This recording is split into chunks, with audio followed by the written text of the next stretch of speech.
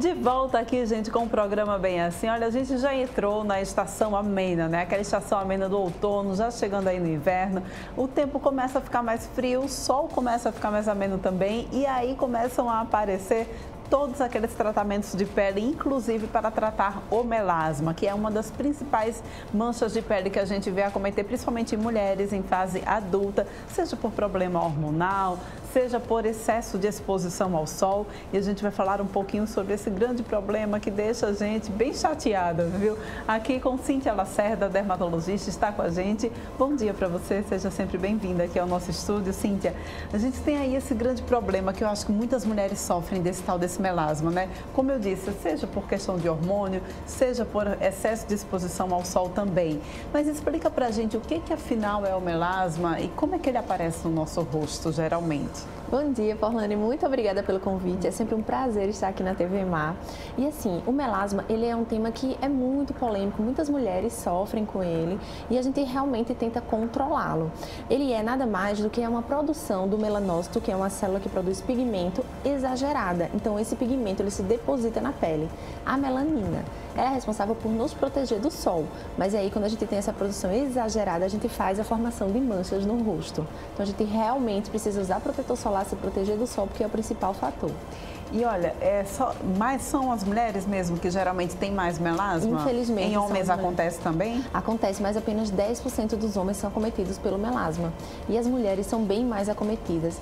Imagina, 30% das gestantes vão ter melasma, para você ver como a incidência é grande do melasma. E aí você já me chama a atenção quando você diz 30% das gestantes, então a gente percebe que não é uma mancha que aparece no nosso corpo apenas por conta da exposição ao sol. Tem problemas hormonais também. Exatamente. Aí no meio. Exatamente. Então, quando a gente tem uma exposição hormonal, como uso de anticoncepcionais, uso de terapia de reposição hormonal na época da menopausa ou gestação, aí esses hormônios fazem com que essa célula, que é o melanócito, fabrique mais melanina. Por isso que as gestantes não podem pegar sol, tem que ter muito cuidado, tem que se proteger para que não haja essa formação de manchas. Não só o melasma, existem outras manchas que podem surgir com a exposição solar nas gestantes.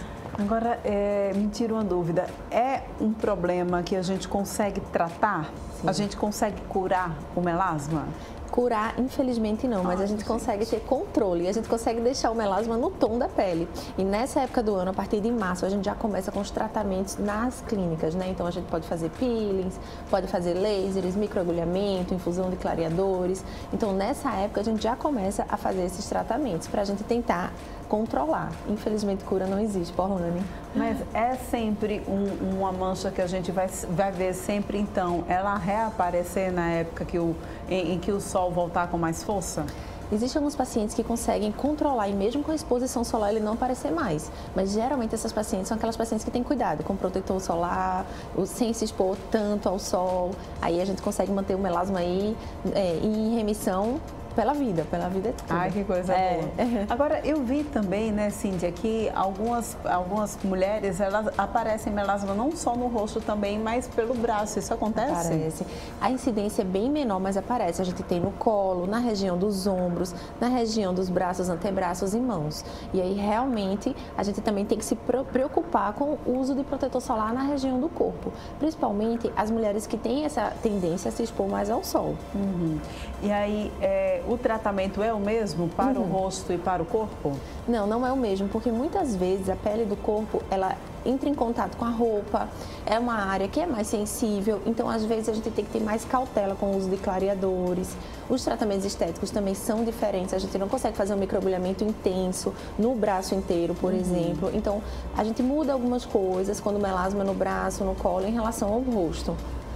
Olha, e muita gente diz assim, que quando está com o melasma inflamado, a gente não pode tomar sol em nenhuma parte do corpo. Digamos que seja no rosto, quer dizer que se a gente proteger o rosto, colocar o chapéu, protetor solar e não cuidar do corpo, vai ativar o melasma também? Vai ativar, infelizmente. O que acontece para isso acontecer? Então, a gente tem um estímulo de células que, ao se pegar o sol, né, que vão estimular o melanócito a fabricar mais melanina. Então, por hipersensibilidade, que a gente chama, esses melanócitos do rosto, apesar de não pegar sol, eles são ativados. Então, por isso que, mesmo que você proteja o seu rosto, claro que se você não proteger é bem pior, né? Mas se você não proteger, se você proteger o seu rosto e mesmo assim pegar sol, tem muita gente, vamos bronzear, vou fechar aqui, vou colocar uma toalha no rosto e vamos bronzear. E o melasma está sendo hipersensibilizado aí nessa região, então infelizmente que pena, gente. É uma pena. Cíntia, olha, eu queria que você explicasse para a gente um pouquinho sobre esses tratamentos, né? Quais são os principais tratamentos que a gente consegue encontrar?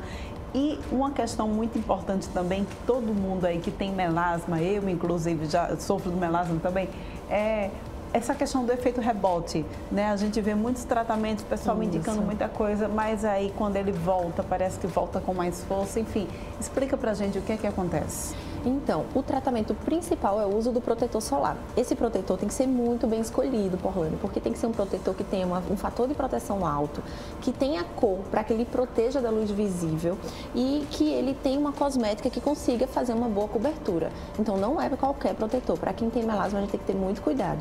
Reaplicar esse protetor a cada 3 horas. Se você vai para o sol, você tem que reaplicar a cada 2 horas. Ou, por exemplo, se você vai para a água, quando voltar, tem que reaplicar também.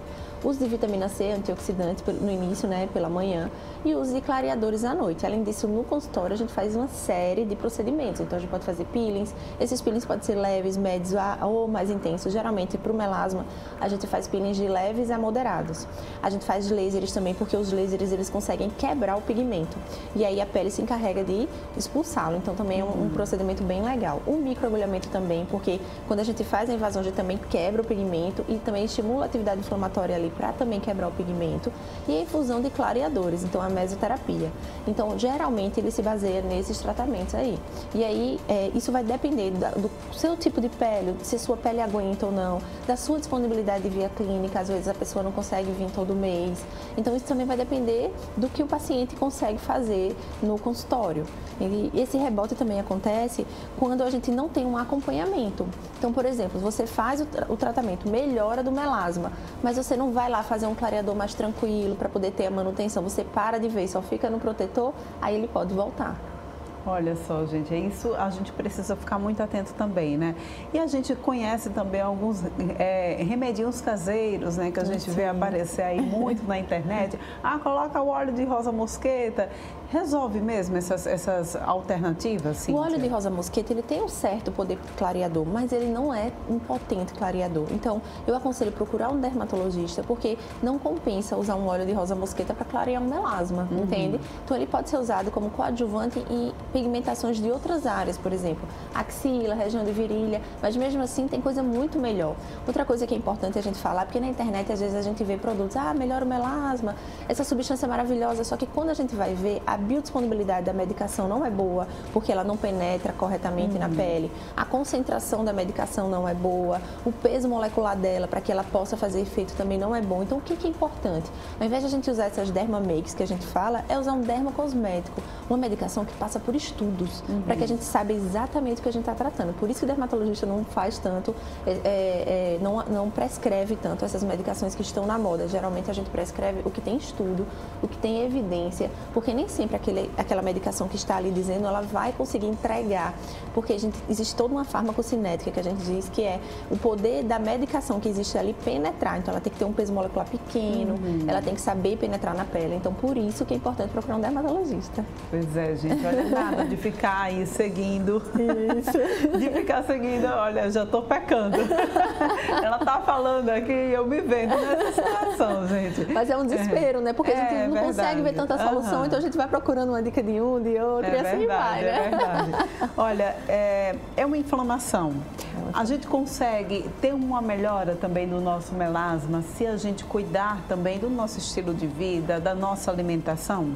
Há 3 anos atrás, saiu um estudo que mostrou que o estresse está bem relacionado com a piora do melasma. Isso pra gente foi um impacto muito grande, né? Porque assim, a gente muitas vezes não entendia por que na época do inverno a gente tem piora de alguns melasmas, né? É só a questão do hormônio mesmo. E aí foi constatado que o estresse, ele é sim um dos fatores que pioram o melasma, infelizmente, porque é uma coisa que às vezes a gente não consegue controlar, é toda uma questão de mudança de estilo de vida e realmente ele causa esse impacto aí no melasma. O calor excessivo, não estou me expondo ao sol, por exemplo, não estou me expondo ao sol, mas eu estou na academia fazendo musculação, estou sentindo calor, estou suando, isso ativa também o melasma? Ativa, infelizmente. Por exemplo, uma panela quente, quando você abre aquela panela, aquele vapor ali, quando ele sobe para o seu rosto, ele piora o melasma. Um carro abafado, quando você entra nele, piora o melasma, o calor da academia. Então, infelizmente, tudo que for muito quente, saunas também, piora o melasma. Banhos quentes, né? Então tem que ter cuidado até no banho. É toda uma questão de zelo, né? A gente tem que ter muito cuidado para que não tenha essa piora. Pois é, gente, a gente precisa ficar atento, então, aos cuidados que a gente precisa ter redobrados aí com o melasma, né? Cíntia, muito obrigada pela tua participação. Obrigada a você, Paulana, é sempre um prazer. Mais uma vez aí, tirando pra gente as nossas dúvidas, mas aí a gente já passa para o pessoal que nos assiste em casa, né? Olha, não tem problema, começou então o período de outono, já dá para correr para o dermatologista e começar a fazer o tratamento, já vamos começar a fazer os tratamentos. Eu começo os protocolos de melasma nessa época, né? E a maioria dos dermatologistas também, porque é uma época que a gente fica mais seguro para poder fazer nossos tratamentos mais invasivos. Muito bem, obrigada, tá? Obrigada a você, querida. Vamos agora para o intervalo, rapidinho, daqui a pouquinho a gente volta.